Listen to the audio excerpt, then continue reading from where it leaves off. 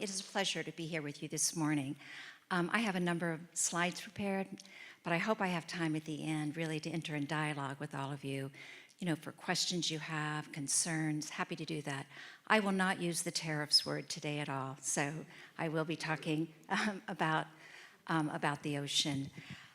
So our oceans, our beautiful oceans and our beautiful beaches are universally treasured. They are also universally vulnerable. And they have been vulnerable for millennia, really, to things like, tsunamis and storms.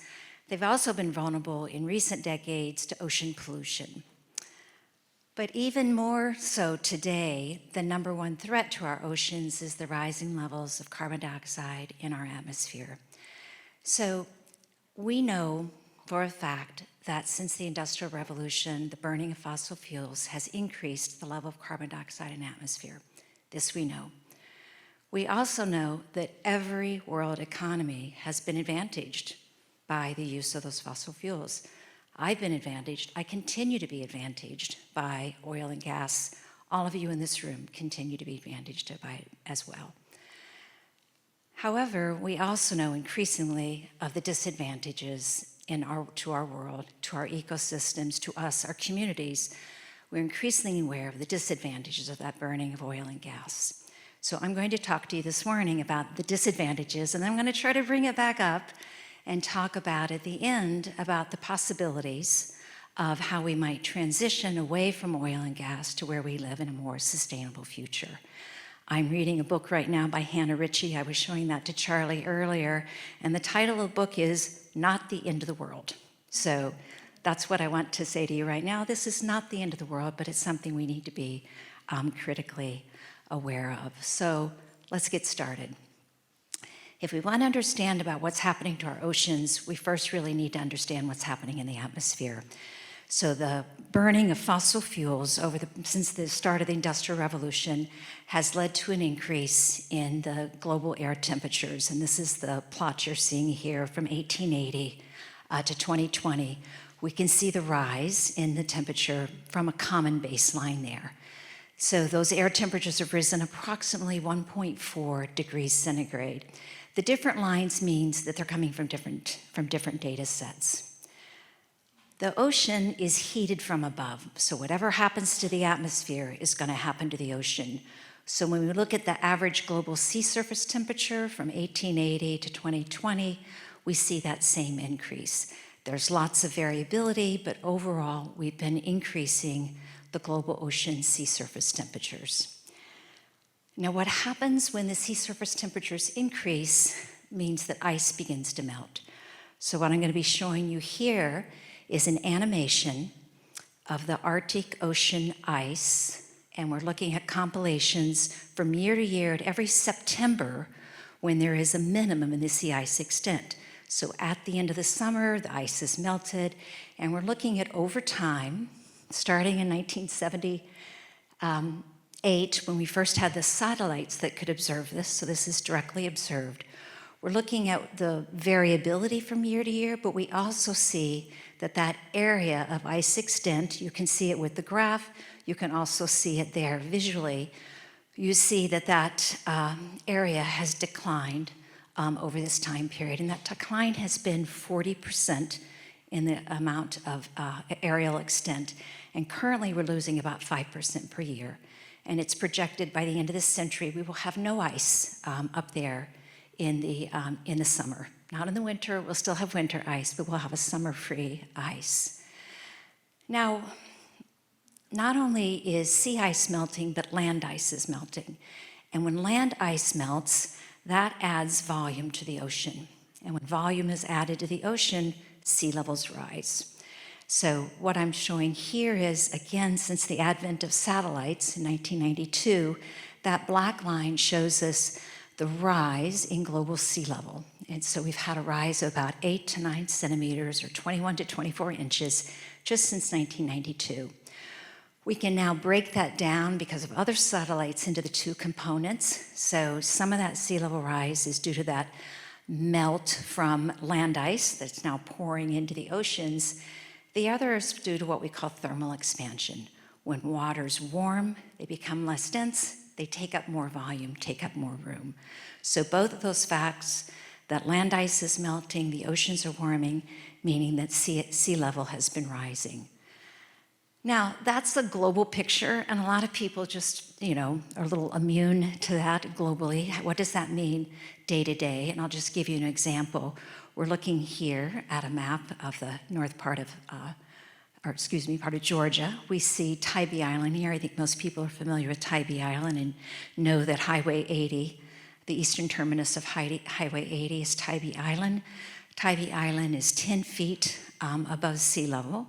And I want to show you a picture, a video from October of 2015. This was after an unusually large storm. We're looking at Highway 80 here, underneath that water. These flooding events used to be rare on Tybee Island, but they're not so rare anymore. I don't know how many of you visit Tybee Island or know the area. Okay. So a colleague of mine at Georgia Tech did this quick sketch of illustrating the increasing impact of sea level rise in Tybee Island. So his name is Alex Robel, a former student of mine at Duke University. And he just took all of the high tide events from 1930 to 1940. So every month there's 2 high tide events. And he looked at this, for instance, you could read this as like 15 high tide events a year are at like 1.5 feet, 15 are at 4.5, or there in the middle you see that the most common high tide is 3 feet, and that happens 20 times a year over that time period. So that's a distribution that we see over that time period. So when Highway 80 was built in 1920, or the bridge over there, it was built at a little over 5 feet, and that was just fine for many decades. Then when we look as we move and collect data in later years, we see that we're going to have just normal high tide events, not even storms. Normal high tide events then are going to be coming over, going to be flooding Highway 80. So Highway 80 was rebuilt in 2019, was raised, but what sea level rise is doing is just pushing this distribution further to the right. Right? So we're just keeping up with that, and there's estimates now that by the time school children are parents, Tybee Island will be flooded about 50 times a year. So right now it's flooded between 5-10 times a year, but with the rising sea level rise, and that being only 10 feet, it's not that it's not underwater, it's just that the high tide events are going to be really impactful. So what I want to do now is turn to, I'm going to say the hidden, I'm going to use the word hidden threats of the climate change to our ocean, and this really is where my work is involved. So the global ocean is home to many different currents, and so this is a picture, it's an animation from NASA of the currents off our coast. You'll see here the Gulf Stream. You see all sorts of currents are all different scales, a very dynamic picture. But the current I study is a very large-scale current called the ocean overturning circulation. It's also called the global conveyor belt, if anybody has heard of that. I assure you that most every school child today learns about the ocean conveyor belt. So here's how it works. So in the very far reaches of the oceans, during winter, the air is colder than the ocean. And during the winter, the ocean gives up heat to the air. And when the ocean gives up heat, the waters underneath become colder and they become denser. And when they become denser, they sink. And then they sink and they start spreading to distant parts of the globe. So you can take water that's formed up in the high reaches of the North Atlantic, and that water starts traveling down deep, deep into the basin, and you can find that 10, 20, 100 years later in the bottom of the Pacific. Those waters eventually warm and they upwell, and then they find their way back to where they started.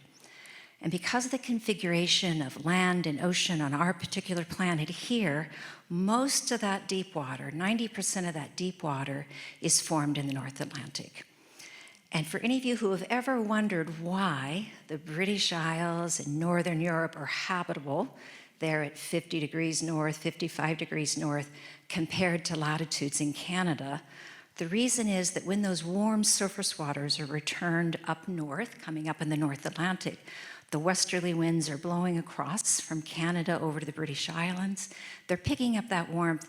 They're also picking up a lot of moisture and dumping everything on the British Isles, right? So we have a real difference then if you look across between what Canada's climate looks like in the British Isles.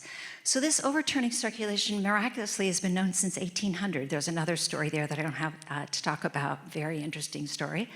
And we've always known that it has played a huge role in the redistribution of heat on our planet, because it's taking cold water down to the tropics and returning warm water at surface.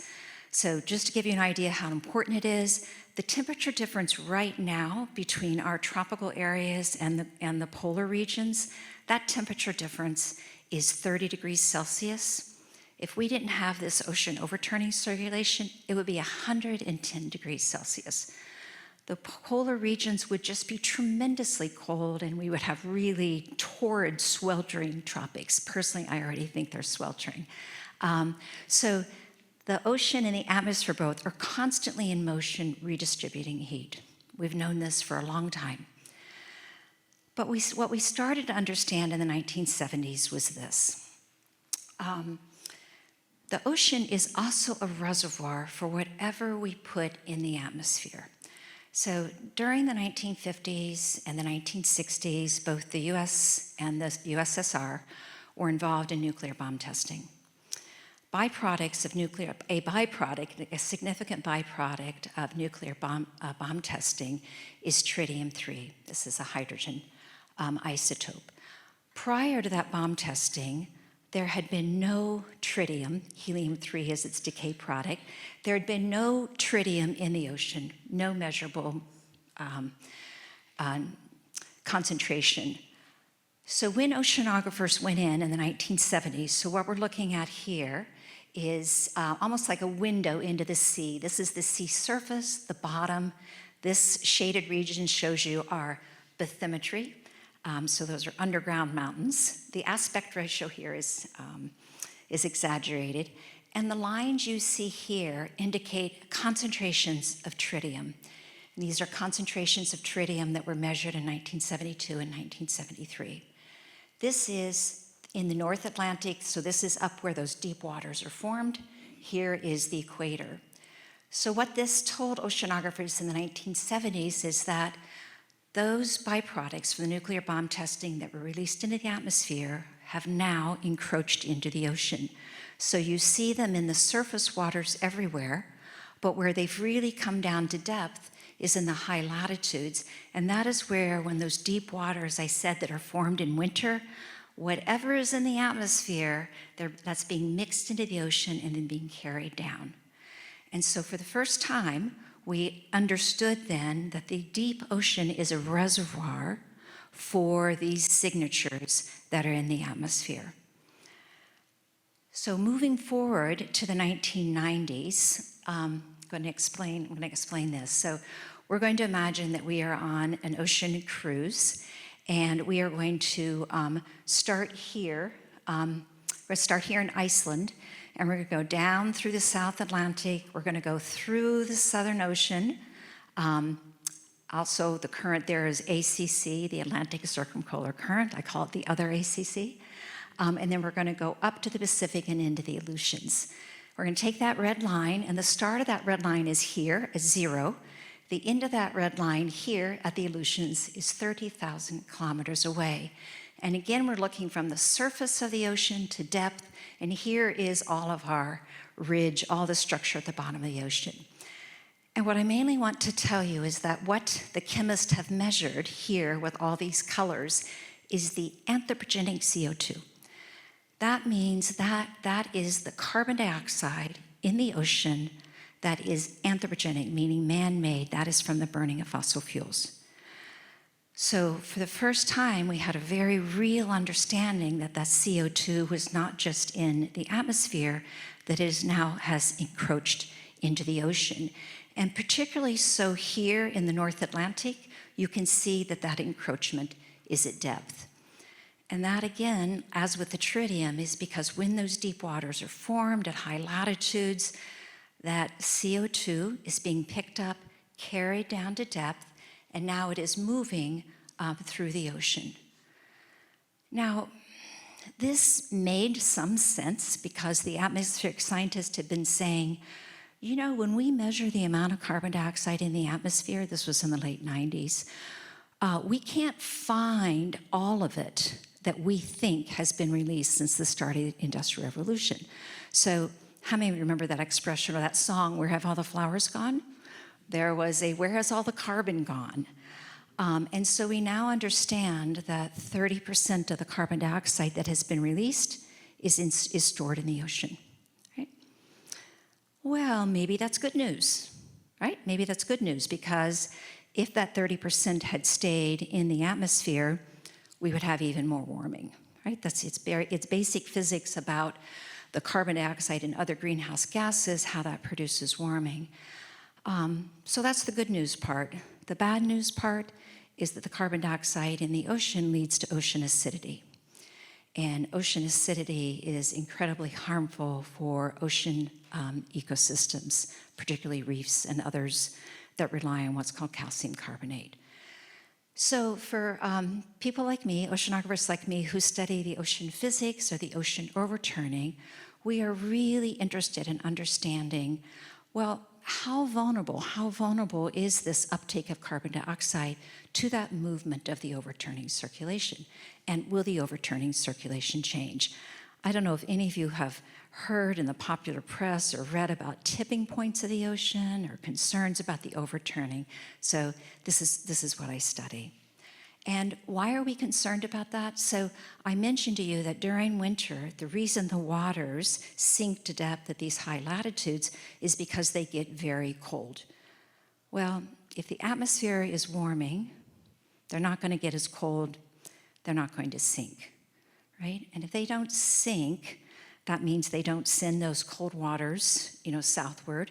The warmer waters don't come northward. And we expect disruptions to our climate system, also to our weather system. And we also expect that the ocean will no longer be taking up carbon dioxide. And there's implications for that, meaning that carbon dioxide stays in the atmosphere. So we are very interested in understanding how vulnerable this carbon uptake is to ocean dynamics, and also how vulnerable is the ocean overturning to the warming and also the ice melt. Because when ice melts, for any of you who've spent time in a freshwater pool or a salt in the ocean, when ice melts, the waters become fresher and also less dense. So here I'm showing from 1960 to 2022 how the ocean continues to take up carbon dioxide. So flux is the amount of carbon dioxide coming into the ocean. So we continue with that uptake. So we have not had many observations of the ocean overturning circulation. It's incredibly difficult. I'm going to show you in just a moment what we do. So we have relied a lot on model simulations. So a study in the past, in the late 90s, still going back to late 1990s, had taken cores of ice from Antarctica and also Greenland, analyzed those cores, and in those cores were air bubbles from climates, thousands of years ago. And those paleoceanographers suggested that this overturning circulation, which prior to this, people believed that it changed only on the timescales of thousands of years, sort of like with ice ages. But then when they went in and they studied those ice bubbles, they suggested that the global air temperatures could change on the order of years or decades. And so the term rapid climate change at the turn of this century really became something very much of interest. I'm going to can I take questions at the end of this just to make sure I get through? I appreciate that. They're very much concerned about rapid climate change. So the models if anybody's heard about the IPCC, the modelers have been able to project what out to 2100, what the overturning circulation will look like. And what you're seeing here is in the past, from studying ice cores, et cetera, we've seen a fairly steady overturning circulation.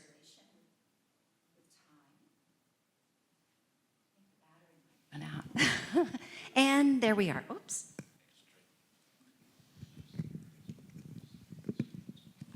All right, this is better. And you can see that we have a very short time where it's just our present observed. And here is what is projected. A decline is projected in that overturning circulation, but you see the large spread. And this is based on model simulations, and they all agree that there's going to be a decline, but there's wide variation.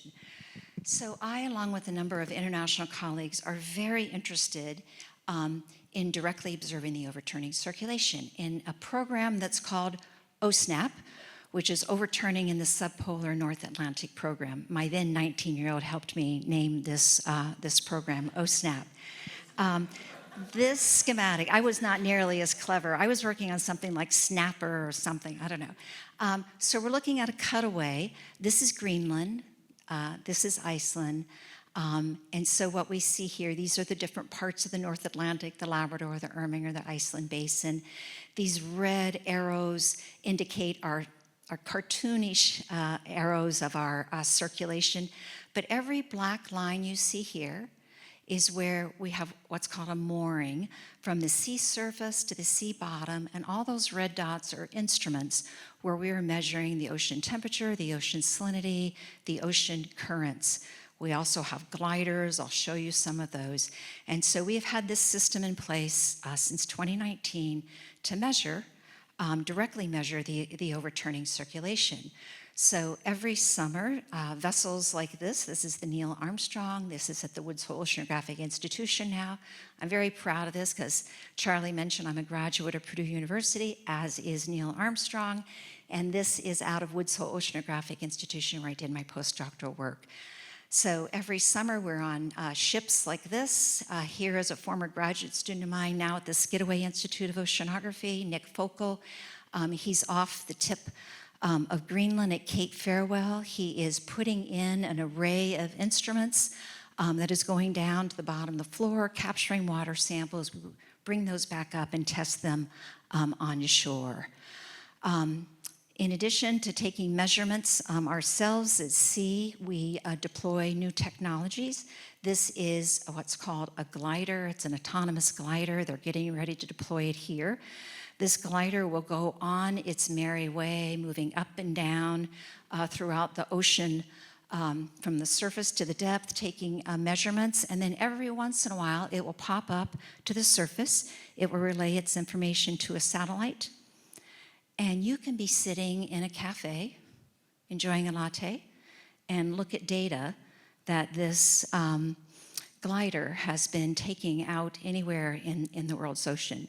For oceanographers like me that are prone to seasickness, this is a godsend. That's just an amazing thing. That's just technology at its finest.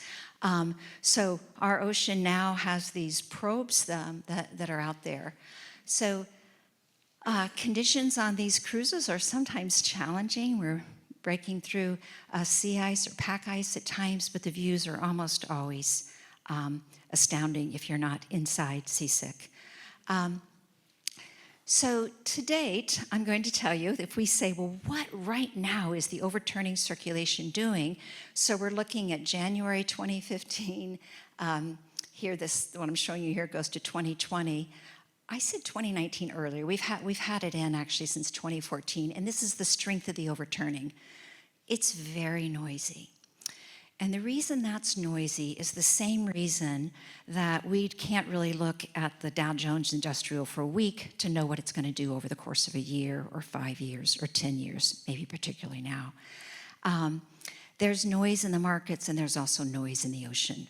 The ocean, as I showed you in that one animation, is really dynamic. There's strong currents, and so we have to measure for a while in order to understand what's going on. But just as in general, we have confidence that the market will go up over a long period of time. There's a strong confidence among oceanographers and climate scientists that the overturning circulation will weaken. We don't think it will shut down. There's a very low probability of that, but there is a good probability that over this century, the overturning circulation will weaken by as much as 30%. That's sort of in the compendium of the IPCC. So in some ways, we think, oh, well, it's not going to collapse or it's going to take longer for it to weaken. But I think all of us here understand that our children, our grandchildren are going to live in a world where that vulnerability is particularly real.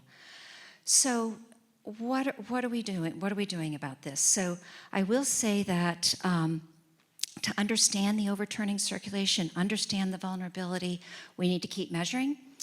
And when you measure the ocean, you can't just measure locally, you have to measure globally because everything's connected. And it's not just measuring the salinity and temperature, it's also measuring the carbon. So to give you an example, this is a buoy. This is in the Gulf of Maine, and this is part of the NOAA Ocean Carbon Network. So that plot I showed you about the carbon uptake by the ocean, this is one of the buoys that's continuing.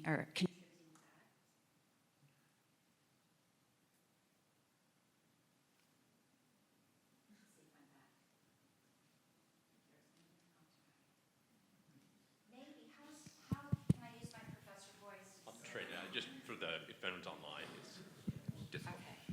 All right. So this buoy is one part of a vast array of what is called the Global Ocean Observing System. There are about 76 countries that contribute to this. Now, it looks as though you could walk across the ocean by stepping on all this. I assure you that is not the case. You would not be aware of it if you were out in the ocean. But every line you see here is where an oceanographic vessel regularly traverses and takes measurements. There's buoys, floats, gliders out here. You can see that our coasts are particularly covered. The North Atlantic, situated between Europe and the United States, is particularly covered as well. So this global ocean observing system continues to be built out. That data continues to be analyzed, put into models for us to have a better understanding of how the oceans are being affected by climate change and in turn impacting climate change itself.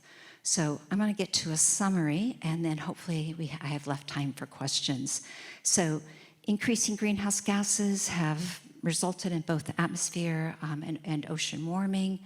That leads to ice melt and also sea level rise. The ocean overturning is at risk because of the changing climate.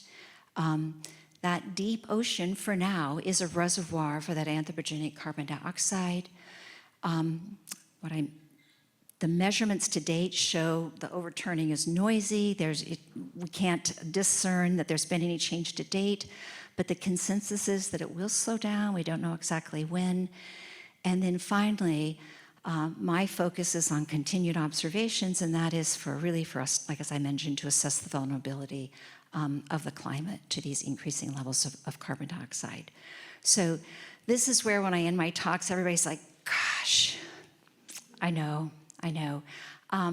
But that's why I wanted to mention that book about Hannah Ritchie at the beginning, and also say that we have relied heavily on the burning of fossil fuels and been advantaged by it. But there are lots of people, lots of economies out there, working on the transition. So I appreciate, Esther, what you were saying about being caretakers, because it's going to take people from all different sectors across this globe, with a committed effort to make the change that we need really for our children and grandchildren. So I have no idea of the time, but I hope I have left some time for questions. I think we do. Yeah, we have time.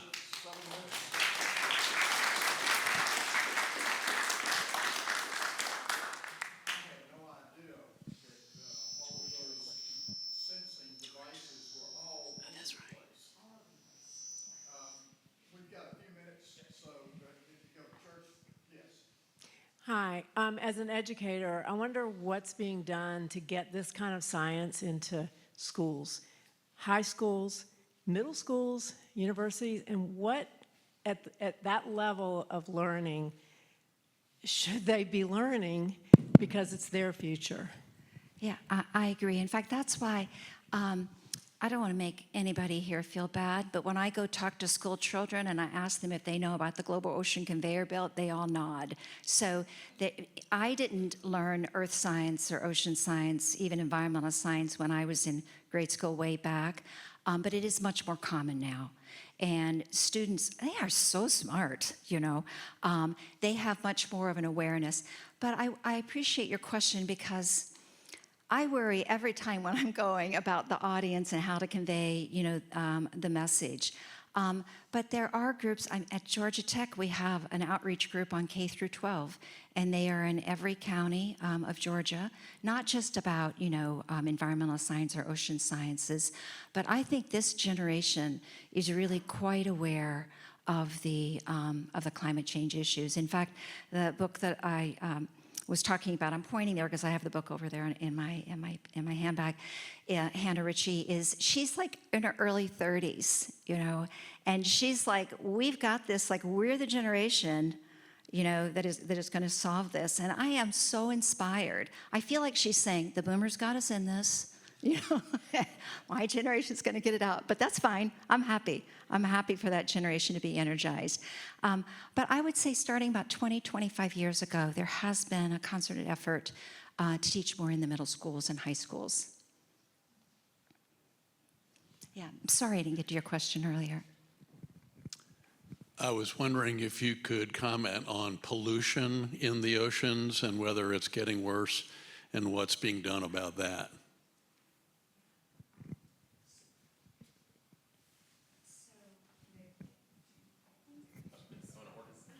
It's flashing, so we'll just share.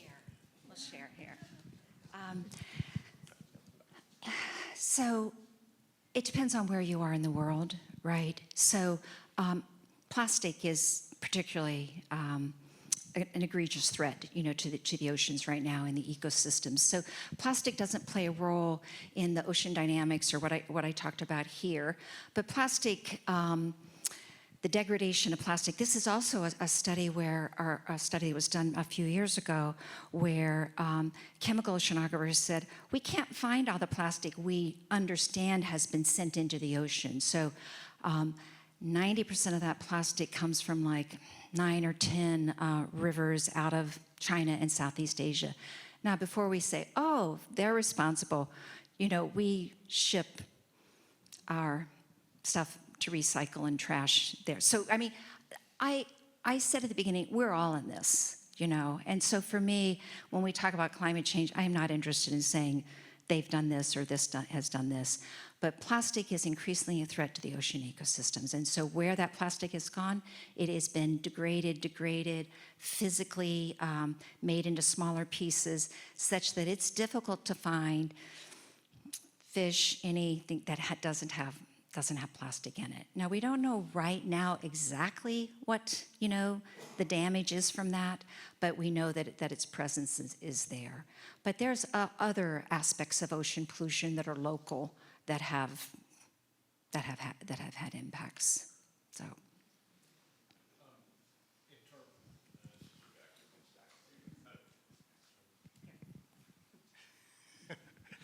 We'll hand that back. On the pollution subject, you mentioned earlier in your talk about acidification, carbon dioxide, I guess, turning into carbonic acid. And so, if addressing that form of pollution, you know, so we're hearing about impacts of temperature rise, but can you talk about the impacts of that acidification in the oceans? And then also, as we try to educate people and think about things, there tends to sometimes be a tendency to think, oh, well, that's just the coast that has to worry about these implications of ocean temperature change. And could you address that a little? Happy to do that. Regardless of where we live, we're all impacted by the ocean. I'll just say that even before I get to the thing about the ocean acidification, because what I was trying to stress earlier, you know, the ocean covers 2/3 of our planet, and it contains a tremendous amount of heat and what we call heat potential. So if you think about the changes that come because of an El Nino year or not an El Nino year, that's because of variations in the Pacific that are impacting our weather here. When El Nino comes in, you can have stronger storms in Oklahoma. You can have stronger rain here, you know, in Georgia. So climate change impacts due to changes in how the ocean redistributes heat are everywhere. But also, regardless of where you live, you're impacted by changes in ocean ecosystems, because ocean ecosystems are feeding up, you know, to fisheries. We already know that many of the fish are moving to cooler climates. They may be moving to areas where there are saltier waters because the areas they have become, you know, are fresher. Now, it is really hard, though, to pick out really the climate change imprint on fisheries, because the number one threat to fisheries has been overfishing, right? That's sort of a direct impact. Sort of the secondary has been climate change. The ocean acidification, any part of our ocean ecosystem that is made up of calcium carbonate is particularly vulnerable, and so I mentioned the coral reefs, you know, and others. And so those, we know there's increasing ocean acidity, but we still don't have definitive measures of impact of those. And I will say I've been in, let's say I got my degree in 1989 at the University of Washington, and then we were saying, are the ocean temperatures rising? And we're like, okay, the ocean temperatures are rising. And we're like, is the sea level rising? The sea level is rising. Are we increasing the level of CO2 in the ocean? Yes, absolutely. So we keep, as we gather more data, and some things are very direct. It is very direct, very easy for us to measure sea level rise, very easy for us to measure ocean temperatures. Some of these, the ocean acidities, are harder to measure the impact on ocean ecosystems. It just takes a little more time, the overturning circulation. But we understand through the scientific method, we understand how this progression, you know, of impacts is going to unfold. So the ocean chemists absolutely are very concerned about the ocean acidity, and that buoy that I showed you is specifically to understand the carbon flux, you know, from the ocean, from the atmosphere to the ocean, and it has a pH meter there that's measuring that as well. And so to your point, many people refer to that as ocean pollution as well, that's CO2. Yes?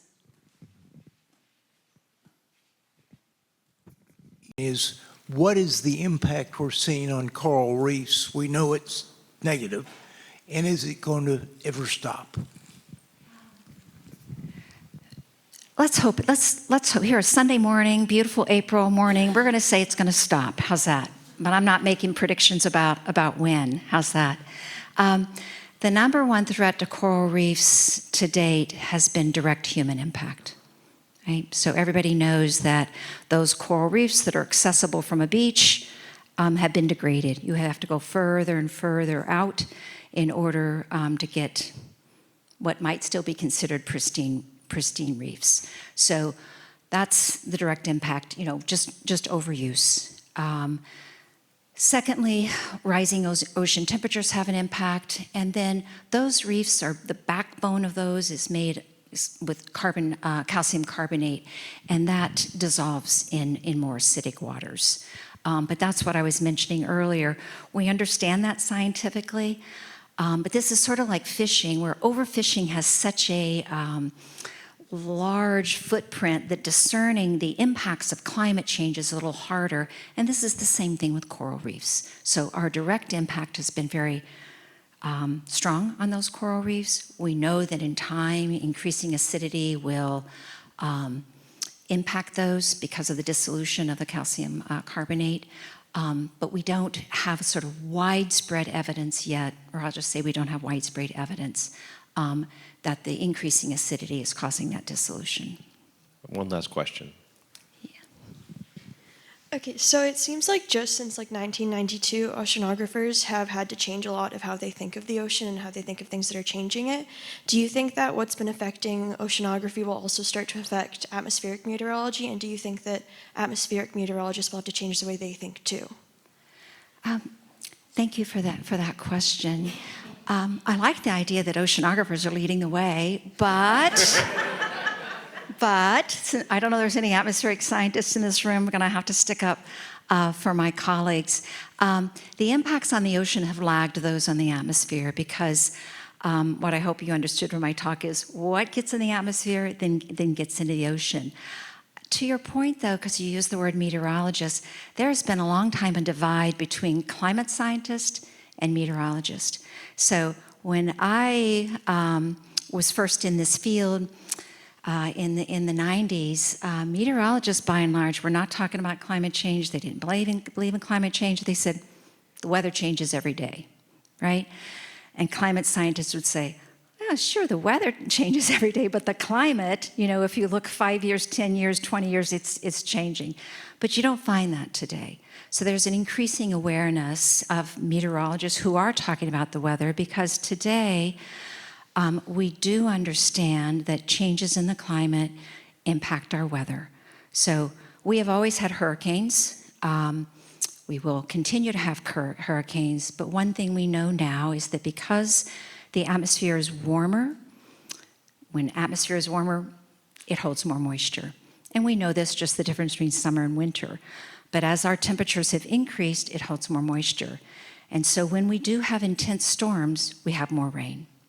And if you think about the past, hurricanes, Harvey, Helene, whatever, the damage is coming from those, from the amount of rain. So there has been an increasing awareness, in that merging of meteorology and climate scientists. So, thank you.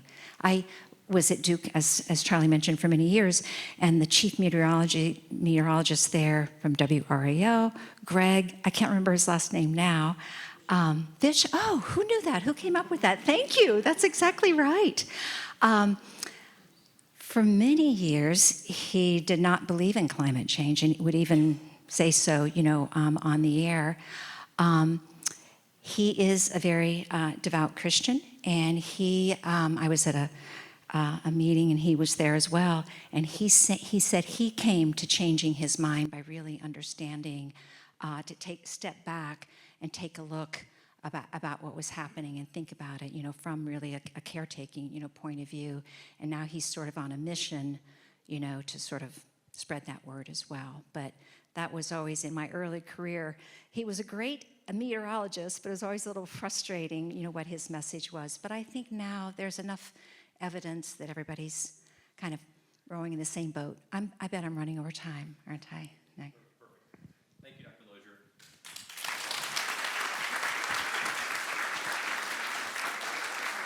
Thank you so much.